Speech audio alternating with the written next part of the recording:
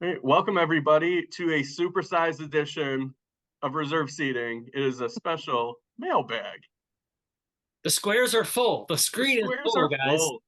Yeah, and we are here with Margo Donohue and Sonia Mansfield, our good friends from the Dorking Out podcast and the What a Creep podcast. Yes. And we Hello, we are opening up friends. the mailbag and answering your questions. I Thank you can't for having wait. us. No, thanks for being here. Yes. So let's go ahead and get started with our first question. I'm trying to figure out how to pronounce this. Okay. So I apologize to whoever asked these questions. It's D. Um, Cristino. D. So this one comes from Frank Ziztin. It's like FRNKNSZTN. So I thought it was Frankenstein, but it's not Frankenstein.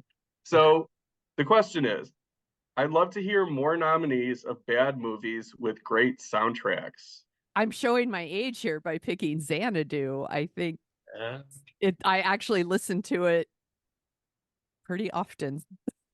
Do you have a favorite song on Xanadu? I do. I love the title song, but I really love Magic by Olivia Newton-John. It is It's pretty such dope. a Dope. I'm old. I used to roller skate. I used to listen to the soundtrack all the time. I still listen to it. I love it. And I love Electric Light Orchestra too. They're so fun. ELO. So Xanadu, of course. Mm-hmm. I'm showing my age, but I'm a big Beatles freak. Sergeant Pepper's is a bananas movie with the Bee Gees and Peter Frampton. Mm-hmm. George Burns does a song, but like they have Aerosmith in there that does a really good version of a song. Earth, Wind, and Fire does a song. Mm-hmm. Got to Get You Into My Life. So I like love that that a one. lot. I love That's that version. awesome. And then I picked Reality Bites because I did love that soundtrack. Oh, the movie is hot garbage for me. Suicide Squad, I really like that soundtrack. sure. Hot garbage.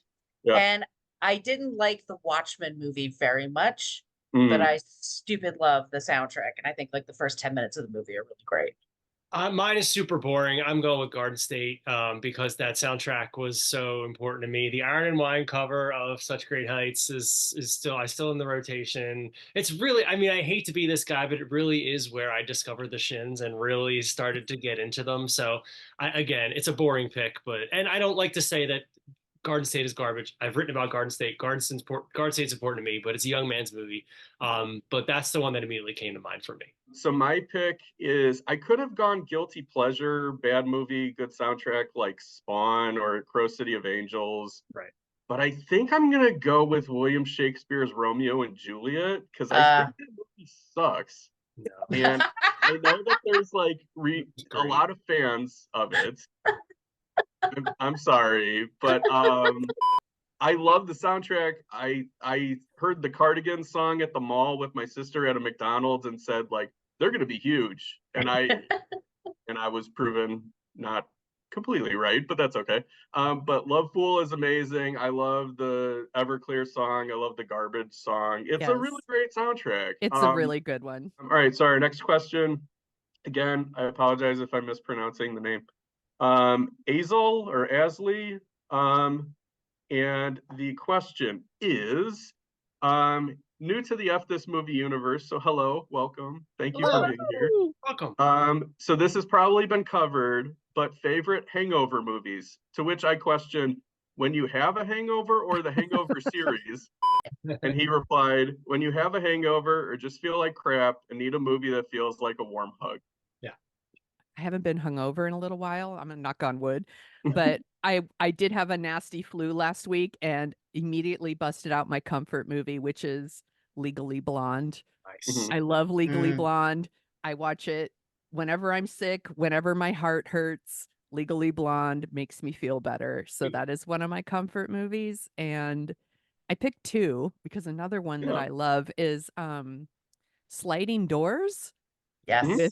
with Gwyneth Paltrow. I'm not like her biggest defender in the world, but for some reason I love this movie. I love that, I don't know, your good life, the good life and the bad life will merge at some point. So it's not missed opportunities. You're gonna get there when you get there. And there's Sure. something about that message that I super love and brings me comfort.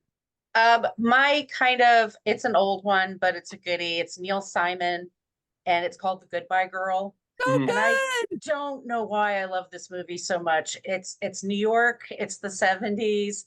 It's this romance where I'm really rooting for two people to be together, even though they're both kind of terrible. I still love them. Quinn Cummings is hilarious as the daughter. It's so well written. It just makes my heart go pitter pat. I just love it. And then my second one is Little Women, the one with Winona Ryder and Susan Sarandon. I can watch that shit anytime. I go for long and languorous. Like if it's like I'm gonna like be on the like a hangout movie. So I went. The first thing that came to mind was Barry Lyndon. Because Barry Lyndon is long and you can check in and out of it, and it's like you can always check in and find something entertaining happening in that movie. Margo's face. A recent one would be actually Once Upon a Time in Hollywood. Oh yeah. That's such a good hangout movie, like such a good check in and out movie. So that's for me. The priority is long, languorous hangout movie. That's what I want. I kind of so I answered this in two parts. I don't really get hungover anymore either. So I'll talk about two movies that are like really good when you've imbibed and like you're kind of just at home at that point and you want to watch a movie. So for me, so Rob's pick of Once Upon a Time in Hollywood is great because you can just like watch 20 minutes of that and like same thing with Licorice Pizza for me. That's another kind of vibes movie. But the one I'll call out because I saw it drunk in college. Never liked the movie before, but then watched it after a lot of drinking, and I just started calling people at like 2 a.m. to tell them how good the Lost World Jurassic Park is when you're drunk. Which it's not good sober, but like when you're drunk, I'm just like, this isn't as bad as I said it was. And then for comfort movies, so I agree with Margo with Little Women. That's a big hug movie. The Majestic, the Free Willy trilogy, a Goof movie, At Middleton, and Only the Lonely. Okay, our next question comes from Louis, and it is, with this year's release of Horizon, the Kevin Costner Western epic, if you could construct a dream vanity project around a particular movie star, who would it be and what would the movie be? I coincidentally, before this question was even asked, had already been thinking about this because I was watching the SAG Awards and Pedro Pascal showed up. Sorry, everybody, here we go. And he looked so beautiful. And he was wearing these like black pants and a white shirt that was kind of open. And it was kind of screaming like romantic period drama. It was giving Mr. Darcy. But we've had a lot of like Pride and Prejudice. So I was thinking, wouldn't he be so great in Sense and Sensibilities in the role that Alan Rickman played in the Colonel Brandon role? I didn't pick a particular person. I picked sort of a genre. I'd like to see more musicals in films and either done the way they did Hamilton on Disney, which with an audience, which is pretty electric. And there was also a version of Cats, which everyone has an opinion about Cats. And I don't mean the one that you take edibles for and watch with Taylor Swift and all that. Like this is like, there's a version of it that's, you had to spend a couple million, but it really had the original cast doing their best, putting on a show. And I would love to see something like Groundhog's Day is supposed to be amazing on Broadway, the musical. Beetlejuice, everyone keeps saying is amazing. I kind of want to see more of that. I really want to see it on the stage. I want to see the real Broadway actors and get more people to see them. So that's. Do you want it to be like Waitress the musical, where it's like a filmed version of the play? Yes. Okay. All right. Nice. Yeah, like I loved Doubt. I saw Doubt on Broadway, and it was Cherry Jones who plays the Meryl Streep part. Yeah. And she was fucking terrifying. Like, with Meryl Streep is, Meryl Streep, but it just really missed something. And I think like there's really great actors on stage that I would love to see more people to see. So mine is I don't have a movie, I don't have like a premise for a movie in mind, but my answer is Mads Mikkelsen, who is an actor I am just a gigantic fan of, and I love him. I love him when he plays villains in American movies. I love him in Casino Royale. I love him as Hannibal. I think he's even as a person who Silence of the Lambs is one of my all-time favorite movies. He is my Hannibal. I think he's brilliant on that show. Best show. But I love seeing him play heroes and romantic leads. He did a great Danish movie last year called The Promised Land, where he's the hero, he's the lead. It's wonderful. I love him in Another Round from a couple years ago. I want to see him do like a mainstream American, like when I see him in Indiana Jones, I'm like, dude, come on, like, what are we doing? Like, stop, take, like, I mean, get paid, totally get paid, but like, let's. I want them to cast him in another way. I think he's such an interesting, brilliant actor. If you haven't seen The Promised Land from last year, I really recommend it. Really cool kind of Danish period drama. And he's the whole movie and he's so good in it. I want more Mads. Hero Mads. My pick is a Rob and me favorite. I want Florence Pugh to be in 6 John Grisham movies and 5 Ashley Judd movies. Oh, yes. Because I think she reads thriller so much. Yes. And like classy thriller for grown-ups is like would have been her wheelhouse in the 90s or early 2000s. And I want the revival of the Lawyer movie, and I want her to be in a lot of like Grisham adaptations, even if it's remakes of like ones that have come out already. Like I'd watch this. I don't like the Pelican Brief, so I'd watch the shit out of the Pelican Brief with Florence Pugh. So Into it. Yes. They solid. could take all my money. I would watch all of those. Yeah.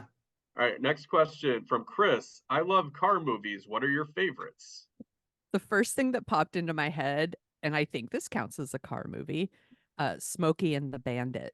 Totally. Does that count as a Oh yeah, that's one of the like, and like I watched Smokey and the Bandit all the time when I was a kid because my parents didn't care about ratings and I could watch anything I wanted anytime.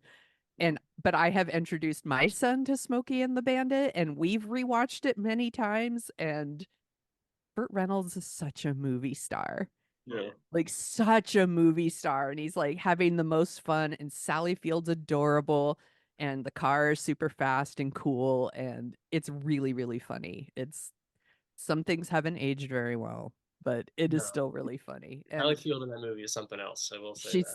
She's adorable, as we say on Dorking Out. Everybody drink. I have a few car movies. I just have my car movies. First is The Car, which is an amazing 70s horror film. Scared the shit out of me. I used to watch it. Christine, which was one of my mom's favorite movies of all time. Well, I found out later in her 70s she loved it. Thelma and Louise. That's a good one. Really?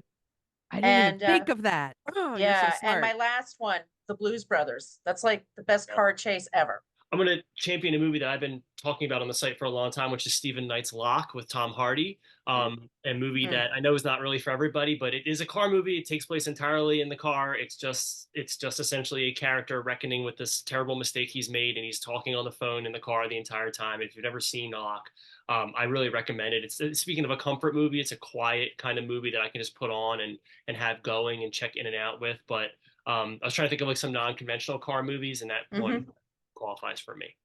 So I just kind of picked the ones that were top of mind right now. So I want to do like kind of a trifecta of William Friedkin movies, French Connection, To Live and Die in LA, and even Jade has like a car chase in it that outdoes most action movies, and it's just in Jade. It's great.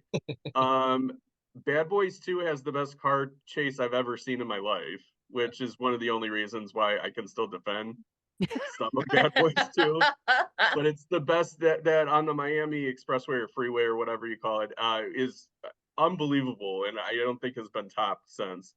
And then this is a shout out to Patrick because he programmed this one time in his basement, and I would not have ever watched this movie otherwise. And when he put it in for us to watch it, I was like, there's no way I'm gonna like this. And that's Six Pack with Kenny Rogers.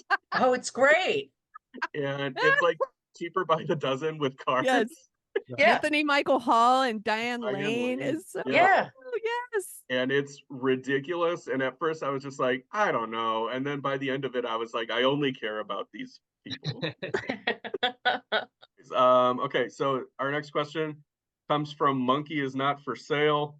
And the question is, apologies if someone asked this before, but what are your favorite trailers and promotional tie-ins? I'll do a trailer first. When I used to work at a movie theater in the late 80s and early, like in the 90s, and a trailer that like blew my mind, and it's for a movie I actually don't like that much, was Twister. Twister had an amazing trailer that made it look so exciting. I was like, shit, I can't fucking wait for Twister to come out, because I was all in on Speed. I thought it was going to be so good. I actually don't like Twister. A lot of people love Twister. That's fine. You do you. I'll probably see the new one when it comes out, but the trailer was so good. The special effects, the visual effects were so great. And it ends with like a tire smashing into a winch. Is very, very exciting. I thought it was very cool. And then for promotional tie-ins, I used to love when fast food restaurants gave away like pint glasses. Yeah. And I used to have the Star Wars ones, and I had the Lord of the Rings ones. They don't really do that anymore, but I saw that Burger King had like, wasn't it like a goblet almost for the Lord of the Rings ones? yeah, Yes. and they glowed underneath. Oh my Like, God. They yeah, were rad. they were so rad. I had all of them. I might have lost them in the divorce.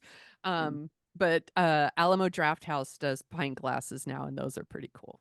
I will say, I think one of the best trailers of all times for a bad movie, Yeah. but it made me want to see the shit out of it, was Summer of Sam. Okay. It's not I a bad know. movie. It's not a good movie. It's a good movie. There's a lot that's not working for me in that movie, but I thought that trailer was like second to none. Like I wanted to leap out of my chair, run to the theater wherever that was playing. I just think it's a really well, and I love Spike Lee, and I love, but anyway. And then I must have been hungry and maybe hungover when I wrote this, but I wrote down Happy Meals and shot glasses. Like that's what I'm looking for in merch.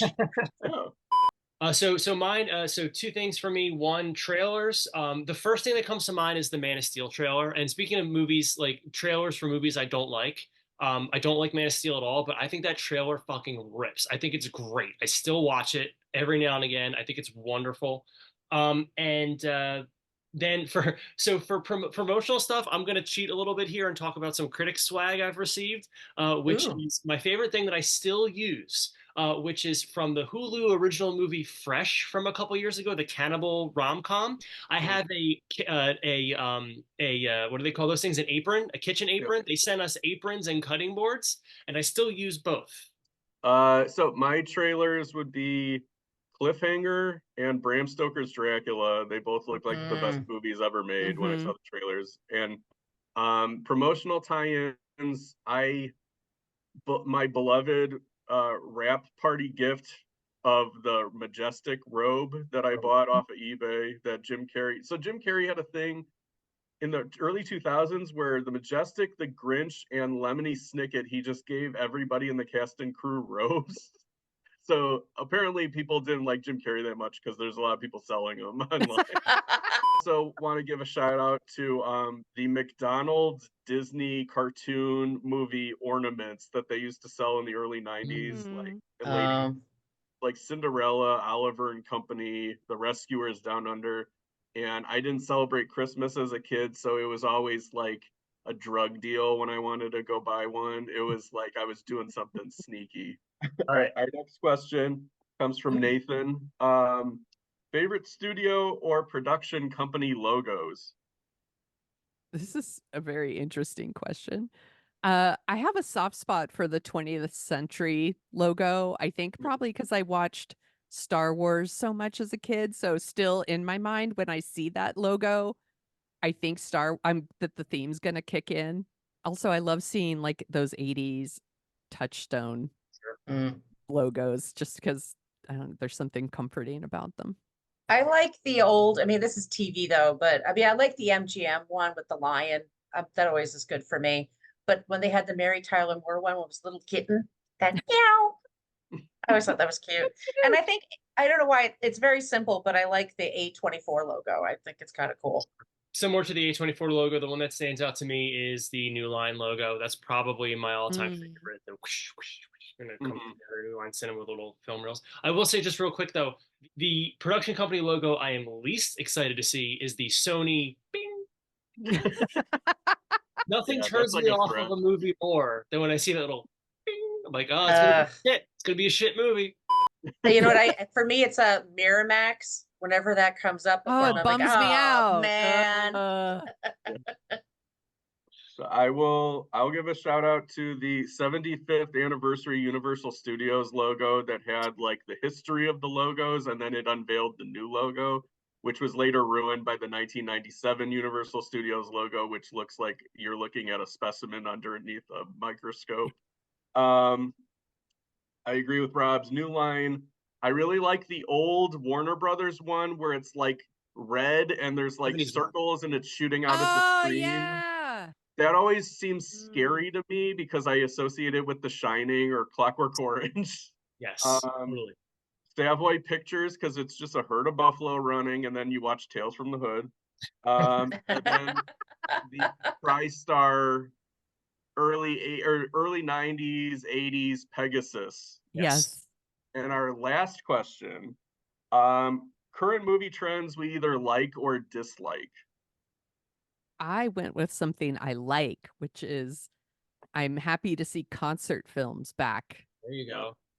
I loved seeing the Eras tour and the Beyonce's Renaissance tour, and they re-released Stop Making Sense. And I, as an old person, I'm convinced this is the best way to see concerts because I Yeah. can sit down the whole time. Totally I have approve. I have I a agree. guaranteed seat, Yes. and it's affordable. Yeah, she stole my answer. I mean, I No, feel the same Margo, way I'm because, sorry. but even if I'm watching it by myself at home, I feel like I'm still communal. I'm Yeah. still a partisan. Taylor Swift's movie was fucking amazing. It It was. really was fun. Beyonce, I'm living all of it. I think it's just movies coming back to theaters. We're recording this, Dune just kicked the shit out of the box office, and I have a lot of students who are excited to go see it. And it feels like it's going to be, again, a continuing trend from 23, which is that the movies are gradually coming back, and if you give people something worth seeing in the theater, they will go. I'm happy that there seems to be like a crop of new, younger actors that people want to see in movies. And so, like, Dune has a ton of them, like Austin Butler, Zendaya, Florence Pugh, Timothy Chalamet. Also with Sydney Sweeney and Glenn Powell with Anyone But You. It's not a movie I like, but I'm really encouraged that it's like a star movie. It's meant to launch them into having their own vehicles. So I want more of that. All right. Thank you guys for joining us. Sonia and Margo, can you please tell us where we can find you on the internet? What a Creep. You can find us on all the socials. What a Creep podcast. And we have an old timey email, whatacreeppodcast@gmail.com. Please follow us in all those places. And we also co-host Dorking Out. That's where we talk about movies. And you can find us at dorkingoutshow.com and Dorking Out Show on all the social media channels. Where can they find you guys? Right here. Right here. Right You can find us here. every week in this little box. We're like Richard Marx. We'll be right here waiting. So thank you, Sonia and Margo, for joining us. This was fun. We love having you here. So and we will be back next week with a special episode. It's a flip on what we did last year with Mean Genes. This year it's Good Genes. And we're going to talk about 3 movies that Gene Siskel liked. And we are going to talk about Harley Davidson and the Marlboro Man, Marlboro Man, Flesh and Bone, Yes, and Dumb and Dumber. 3 movies. I'm surprised he gave 3 stars. And Patrick will be our special guest for that episode. Until next time. Until next time. Until next time. Until next time. Is it next time? Next time. Next I time? don't know.